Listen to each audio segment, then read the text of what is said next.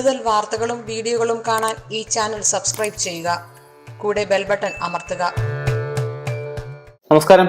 ഏഷ്യാനെറ്റ് ടിവിയുടെ എപ്പിസോഡിലേക്ക് എല്ലാ മനഃപ്രേക്ഷകർക്കും സ്നേഹം നിറഞ്ഞ ഹൃദയം നിറഞ്ഞ സ്വാഗതം.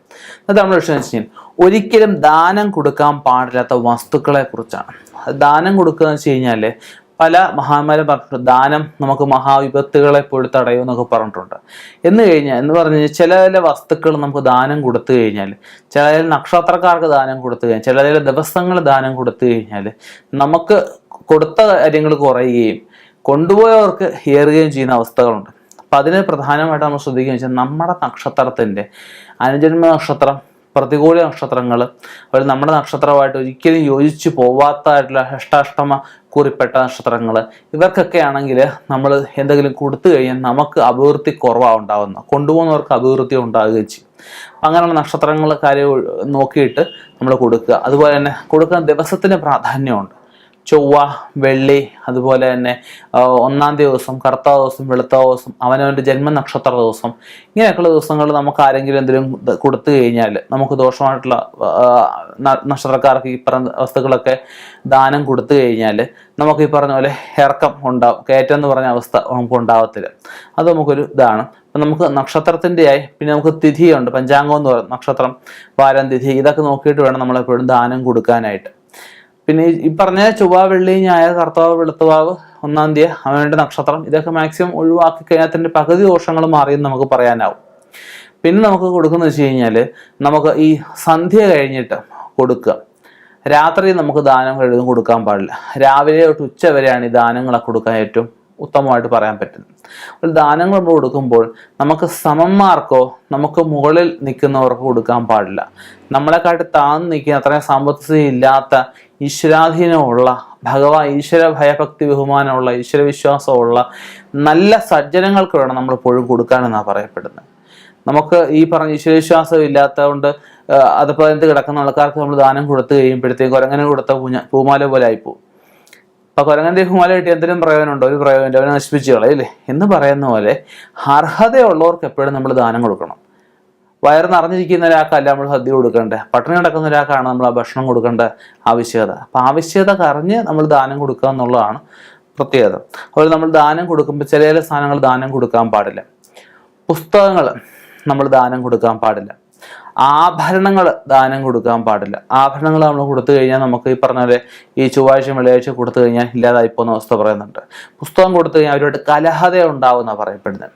അതുപോലെ സൗന്ദര്യവർദ്ധക വസ്തുക്കൾ, പ്രത്യേകിച്ച് കണ്ണാടി, അതുപോലെ അവനവൻ ഉപയോഗിച്ചുകൊണ്ടിരിക്കുന്ന ഡ്രസ്സ്, ഇതൊക്കെ ദാനം കൊടുക്കാൻ പാടില്ല.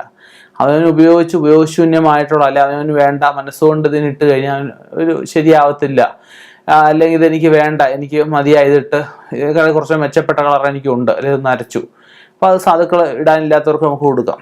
അതിങ്ങനെയുള്ള ദിവസങ്ങളൊക്കെ ഒഴിവാക്കി കൊടുക്കുന്നത് കുറച്ചുകൂടെ നന്നായിരിക്കും. അല്ലെങ്കിൽ നമ്മൾ അവരുടെ കൈ കൊടുക്കാതിരിക്കുക, താഴെ വെച്ച് കൊടുക്കാം.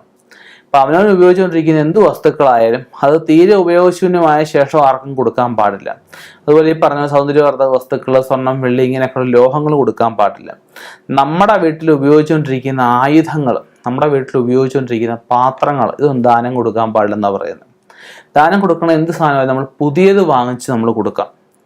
ഇല്ലാത്തവർക്ക് പുതിയത് വാങ്ങിച്ചു കൊടുക്കാം. നമ്മൾ ഉപയോഗിച്ചുകൊണ്ടിരിക്കുന്ന സാധനങ്ങൾ കഴിവതും നമ്മൾ കൊടുക്കാതിരിക്കും. അതുപോലെ നമ്മൾ ഇങ്ങനെയുള്ള ചൂലും ദാനം നമ്മൾ കൊടുക്കാൻ പാടില്ല. അല്ലെ കൃഷി ഉപകരണങ്ങൾ, ഇതൊന്നും ദാനം കൊടുക്കാൻ പാടില്ല എന്നാണ് പറയുന്നത്. നമുക്കത് ഒരാൾക്ക് കൊടുക്കണം എന്നല്ല, നമുക്ക് സുഹൃത്തിന് ഗിഫ്റ്റ് കൊടുക്കണം, നമുക്ക് പുതിയത് വാങ്ങിച്ചു കൊടുക്കാം. ഒരിക്കലും നമ്മൾ ഉപയോഗിച്ചുകൊണ്ടിരിക്കുന്നത് കൊടുക്കാൻ പാടില്ല. അതുപോലെ ഈ വാഹനങ്ങൾ നമ്മൾ കഴിവതും ദാനം കൊടുക്കാൻ പാടില്ല. അത് നമ്മളെ വഹിച്ചുകൊണ്ട് പോകുന്ന അവസ്ഥയാണ് വാഹനം എന്ന് പറഞ്ഞു കഴിഞ്ഞാൽ, 2 വീലറാവും 4 വീലറാവും ഏതും ആവും. അങ്ങനെയുള്ള ദാനം കൊടുക്കാൻ പാടില്ല. പിന്നെ നമുക്ക് കൊടുക്കാൻ പറ്റുന്ന വസ്തുക്കളുണ്ട്. ചെടി നമുക്ക് കൊടുക്കാം. നമ്മുടെ വീട്ടിലുണ്ട്, നല്ല ഒരു 3-4 മൂടുണ്ടെങ്കിൽ 3 മൂടി കൂടുതൽ നമ്മുടെ വീട്ടിലുള്ള ഒരു ചെടിയാണെങ്കിൽ നമുക്ക് ഒരാൾക്ക് ദാനം കൊടുക്കാം. വൃക്ഷത്തൈകളൊക്കെ നമുക്ക് വേണ്ട ദാനം കൊടുക്കാം. നമുക്ക് 1-2 പ്രാവശ്യം ഇട്ടു, അല്ലെങ്കിൽ നമുക്കത് മതിയായി, അങ്ങനെ ഉറപ്പുള്ള ഡ്രസ്സുകൾ നമുക്ക് കൊടുക്കാം. അല്ലെങ്കിൽ നമുക്ക് ഒരു 3-4 ഫ്ലവർ വേഴ്സ് കിട്ടും, അല്ലെങ്കിൽ നമുക്ക് 3-4 പാത്രങ്ങൾ ഗിഫ്റ്റ് കിട്ടും. അത്രയും പാത്രം നമുക്ക് ആവശ്യമില്ല, ഒരാൾക്ക് ആവശ്യമുണ്ട്, ആവശ്യക്കാർക്ക് കൊടുക്കാം.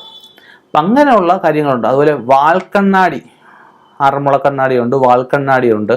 അതുപോലെ ഈ വിളക്ക് പരവാസലി കൊടുക്കുക. അല്ലാതെ നമ്മൾ ഉപയോഗിച്ചുകൊണ്ടിരിക്കുക വിളക്കോ, അല്ലാതെ പുതിയ വിളക്കോ ദാനം കൊടുക്കാൻ പാടില്ലെന്നാണ് പറയുന്നത്. അങ്ങനെയുള്ള ഒരുപാട് വസ്തുക്കളുണ്ട്. അതൊക്കെ പ്രത്യേകിച്ച് ഇരുമ്പ്, ശനിയാഴ്ച ദിവസം ഇരുമ്പ് ദാനം കൊടുക്കാൻ പാടില്ല എന്ന് പറയും. അതുപോലെ ഈ എണ്ണ ദാനം കൊടുക്കാൻ പാടില്ല എന്ന് പറയും. ധാന്യങ്ങൾ, നമുക്ക് ഈ ജപശുദ്ധി ഇല്ലാത്തവർക്ക് ധാന്യങ്ങളൊക്കെ ദാനം കൊടുത്തു കഴിഞ്ഞാൽ രോഗങ്ങൾ ഉണ്ടാകുന്ന അവസ്ഥ, രോഗങ്ങൾ പകരുന്ന അവസ്ഥ വരും എന്നൊക്കെയാണ് പറയാൻ പറ്റുന്നത്. അതൊക്കെ നമ്മുടെ പൗരാണികമായിട്ടുള്ള ശാസ്ത്രങ്ങളിൽ പറയുന്ന കാര്യങ്ങളാണ്. അപ്പം അങ്ങനെ നമുക്ക് ഈ ദാനം കൊടുക്കുമ്പോഴും ഒരുപാട് കാര്യങ്ങൾ ശ്രദ്ധിക്കേണ്ടതായിട്ടുണ്ട്. അത് ശ്രദ്ധിച്ച് മാത്രം കൊടുക്കുക. അല്ലെങ്കിൽ നമുക്ക് ദാനം കൊടുക്കുന്ന ആളിന് സ്വയം ഇല്ലാതായി പോകുന്ന അവസ്ഥകളുണ്ട്. എന്ന് വെച്ചാൽ ദാനം കൊടുക്കണ്ട, ദാനം കൊടുക്കുന്ന ദോഷമാണെന്നൊന്നും അല്ല ഞാൻ പറയുന്നത്. അത് നോക്കിയും കണ്ടും നമുക്ക് യുക്തമായ ആൾക്കാർക്ക് മാത്രം നമ്മൾ ദാനം ചെയ്യുക. ഇനിയും ഇതുപോലെയുള്ള വ്യത്യസ്തമായ വിഷയങ്ങൾ നമ്മുടെ കണ്ടുമുട്ടാം. നിർത്തുന്നു. നന്ദി, നമസ്കാരം.